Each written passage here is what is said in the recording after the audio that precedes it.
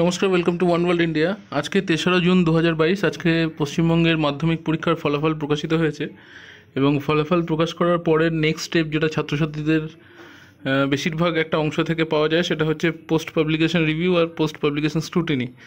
অর্থাৎ উত্তরপত্রের রিভিউ এবং স্ক্রুটিনি করতে হয় বা করতে দেয় তারা স্কুলে আবেদন করার মাধ্যমে। এই বছর পদ্ধতিটা একটু চেঞ্জ হচ্ছে স্কুলের জন্য। এই বছর ছাত্রছাত্রীরা নর্মাল অন্য বছরের মতনই তারা অ্যাপ্লিকেশন করবে এবং স্কুল কি করবে, স্কুল সেই অ্যাপ্লিকেশনটারগুলি সংগ্রহ করবেন এবং সংগ্রহ করার পর তারা অনলাইনে সমস্ত ছাত্রছাত্রীদের রিকোয়ারমেন্ট অনুযায়ী পিপিআর আর পিপিএস অনলাইনে আবেদন করবেন এবং কিভাবে কি করবে সেটা বিস্তারিত আমরা এই ভিডিওর মাধ্যমে দেখাবো আপনাদের। তাহলে ভিডিওটি শেষ পর্যন্ত দেখুন এবং আমরা যতটা সাধ্য চেষ্টা করবো এটাকে সংক্ষেপে শেষ করার বা সংক্ষেপে বলার। বোর্ড থেকে কী নির্দেশ আছে সেটাকে একটুখানি দেখে নিই। এখানে দেখুন সেকেন্ড প্যারাগ্রাফটাতে আমরা সরাসরি চলে যাচ্ছি। All the heads of the institutions are instructed to open the URL https://www.wbbscdata.com on and from 12 noon 3/6/2022, অর্থাৎ আজকে 3রা জুন 2022 দুপুর 12টার পর থেকে এই ওয়েবসাইটটা চালু হয়ে যাবে এবং এই ওয়েবসাইটটাতে লগ ইন করার কথা বলা হয়েছে সমস্ত হেড অফ দ্য ইনস্টিটিউশনসদের। আচ্ছা, আর লগ ইন করার পরে ইনস্ট্রাকশন ট্যাবটা দেখে নিতে বলেছেন, যেটা আমরা সংক্ষেপে এই ভিডিওতে বলে দেবো।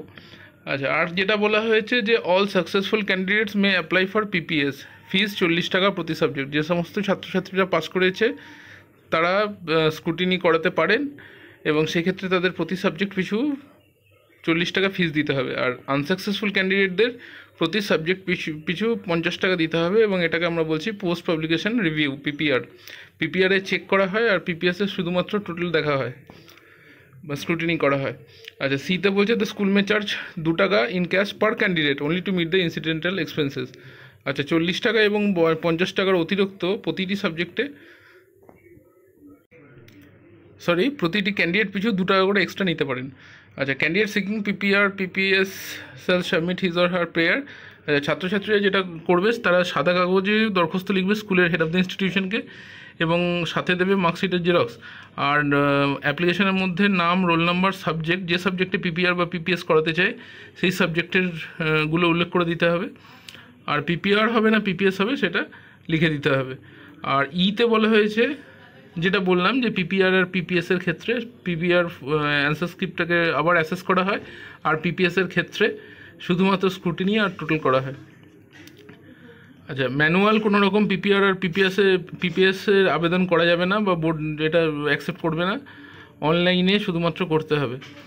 আর অনলাইনে যেটা করতে হবে সেটা শুধুমাত্র ক্যান্ডিডেট দিয়ে করলে হবে না, সেটা স্কুল করবে, সামগ্রিকভাবে করবে স্কুলের ক্ষেত্রে।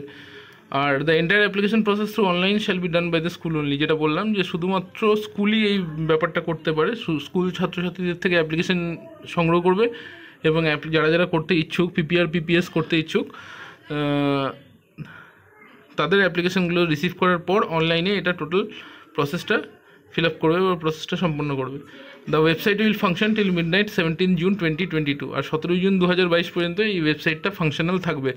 অর্থাৎ লাস্ট ডেট পিপিআর পিপিএসের লাস্ট ডেট হচ্ছে 17 জুন 2022। তারপরে কোনো রকম অ্যাপ্লিকেশন এন্টারটেন করা হবে না, ডেপুটি সেক্রেটারির সিগনেচার করা। আচ্ছা, এইবার আমরা সরাসরি WBBSC ডেটাতে চলে যাব, এই ওয়েবসাইটে চলে যাব এবং কীভাবে এটা স্কুল এটা পুরো ব্যাপারটা সম্পন্ন করবে সেটা দেখে নেব।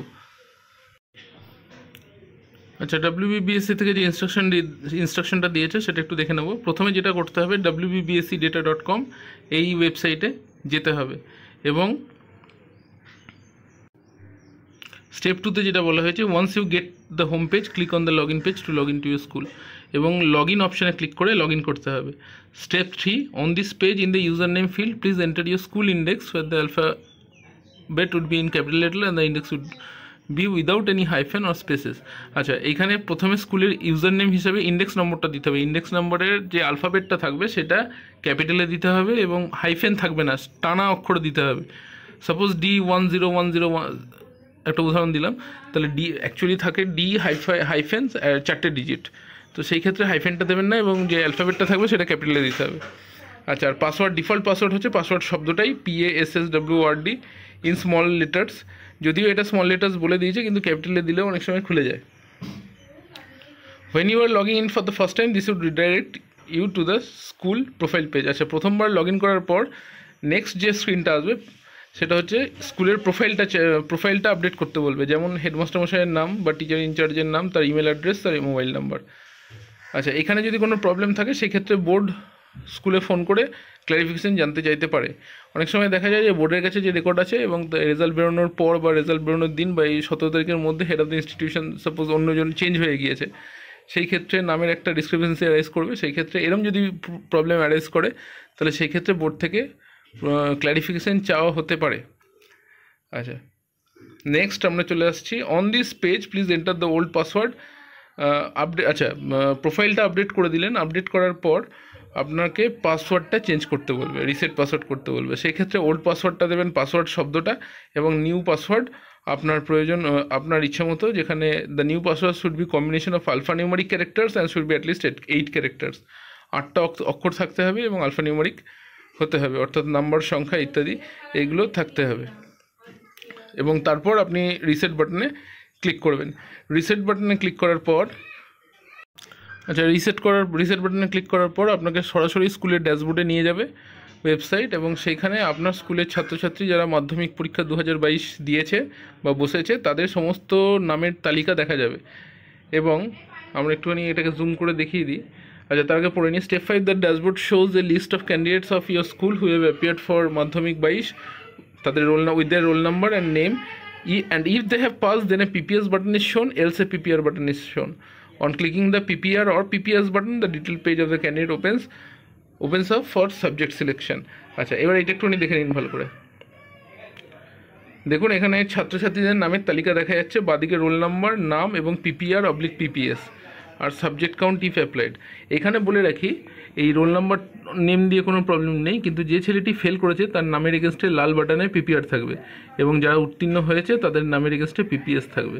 আপনাকে যেটা করতে হবে, সাপোজ এই দেবাশিস দাশগুপ্ত এই PPS এর জন্য এলিজিবল, তাহলে PPS বাটনে ক্লিক করবেন, এবং ক্লিক করার পর নতুন একটা উইন্ডো খুলবে যেখানে এই দেবাশিস দাশগুপ্তর নাম থাকবে, তার রোল নাম্বার থাকবে, এবং নিচে কোন কোন সাবজেক্ট এর জন্য সে অ্যাপ্লাই করতে, সাবজেক্টের তালিকা দেওয়া থাকবে। অ্যাকচুয়ালি সেই সাবজেক্টের তালিকা থেকে আপনাকে সিলেক্ট করে নিতে হবে যে সাবজেক্টে স্ক্রুটিনি করাতে চায়।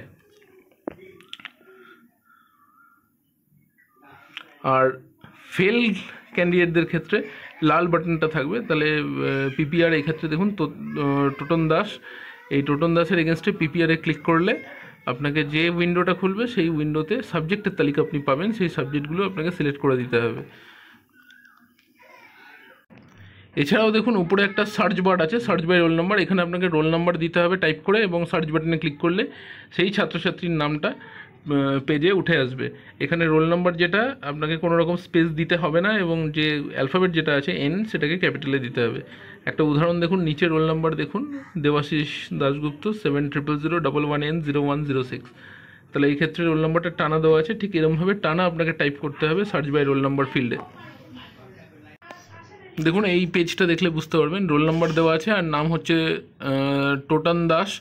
আচ্ছা, select review subject, Toton Das fail করেছিল তাই তার এগেনস্টে PPR ছিল লাল কালিতে। এখানে সাবজেক্টের তালিকা আছে, এবং সেকেন্ড কলামে দেখুন একটা করে চেক বক্স আছে, যে সাবজেক্টে সে রিভিউ করাতে চায়। এই ক্ষেত্রে সমস্ত সাবজেক্টে সে রিভিউ করাতে চাইবে, তো সেক্ষেত্রে সমস্ত চেকবক্সগুলোকে চেক করে দিতে হবে, এবং ডান দিকে অ্যামাউন্টটা দেখা যাবে, এবং সবকটা চেক করলে নিচে টোটালটা দেখা যাবে কত টাকা তাকে পে করতে হবে। এরপর সাবমিট বাটনে ক্লিক করে দিতে হবে। এই চেকবক্সগুলোতে ডবল ক্লিক করলে আনচেক হয়ে যাবে, সুতরাং এক সিঙ্গেল ক্লিক করলে চেক হবে বা সিলেক্ট হবে। পুনরায় আবার যদি আপনি ক্লিক করেন তাহলে ওটা আনচেক হয়ে যাবে। নেক্সট পেজটা একটু দেখে রাখুন, এখানে সমস্ত ছাত্রছাত্রীদের তালিকা দেখা যাচ্ছে, এবং এখানে PPS PPR কে করতে চেয়েছে বা করেছে সেটার একটা তালিকা দেখা যাচ্ছে। এখানে দেখুন পিন্টু দাস, তার নামের এগেনস্টে 7 আছে, অর্থাৎ সে 7টা সাবজেক্টে PPR দিয়েছে, বা PPR বাটনে ক্লিক করার পর 7টা সাবজেক্ট স্কুল কর্তৃপক্ষ চেক করেছে, তাই এখানে ফাইনাল লিস্টে সাবমিট করার পর এখানে এই লিস্টে এখানে 7 দেখা যাচ্ছে। ঠিক একইভাবে লাভলি রায় যে সে একটা সাবজেক্টে স্ক্রুটিনি দিয়েছে, পিপিএস বাটনে ক্লিক করার পর একটা সাবজেক্ট চেক করেছে স্কুল কর্তৃপক্ষ এবং সাবমিট করেছে, তাই এখানে 1 দেখা যাচ্ছে। এরকমভাবে আপনাকে সমস্ত অ্যাপ্লিকেশন যেগুলো পড়েছে ছাত্রছাত্রীদের থেকে, সেই সমস্ত ছাত্রছাত্রীদের স্ক্রুটিনি বা রিভিউ যেটা যার জন্য প্রযোজ্য সেটা আপনাকে করতে হবে, এবং ফাইনালি আপনাকে এরকম একটা পেজ দেখাবে যার নিচে থাকবে সাবমিট ফাইনাল ডেটা। একটা জিনিস মাথায় রাখবেন যে সাবমিট ফাইনাল ডেটা তখনই করবেন যখন আপনি নিশ্চিত থাকবেন যে স্কুলের সমস্ত ছাত্রছাত্রী যারা ইচ্ছুক স্ক্রুটিনি বা রিভিউ করাতে তারা অলরেডি অ্যাপ্লাই করে দিয়েছে তবেই। তাছাড়া সাবমিট ফাইনাল ডেটা করবেন না। স্কুলের সমস্ত ছাত্রছাত্রীদের পিপিএস এবং পিপিআর অনলাইনে করার পর আপনি ডান দিকে সাবজেক্ট বাটনগুলো বা সাবজেক্ট কলমে দেখতে পারবেন কতগুলি সাবজেক্ট এর জন্য পিপিআর বা পিপিএস হয়েছে সেই সংখ্যাটা দেখতে পারবেন এখানে। আর সাবমিট ফাইনাল ডেটাতে ক্লিক করার পর আপনি চালান ডাউনলোড করতে পারবেন। দেখে নেব সেটা।